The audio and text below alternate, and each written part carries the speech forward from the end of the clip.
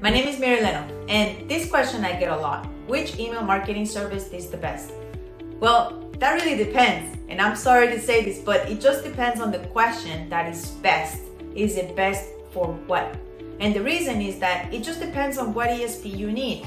If you're an e-commerce store, then you're going to need a different service provider than a service-based business would need. There are, however, some important features that you want to look into when you're selecting your email service provider. One of them is, say, automations. When you have automations in place, it has to be easy to set up, it has to be easy to make sure that the flow works, and it has to be easy to set up in a way that makes sense for what you need. Say for Black Friday you want to send an email at 6:30 on Wednesday night. It has to be able to do that. Another example is deliverability.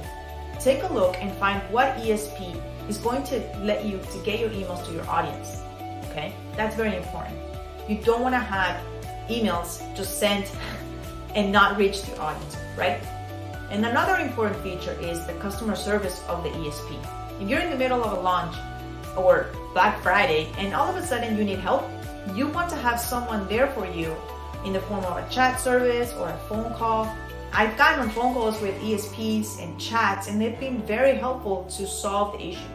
And finally, something also important is the price. You don't have to spend so much money on an ESP when you can use a free software if you're starting out, for example, right?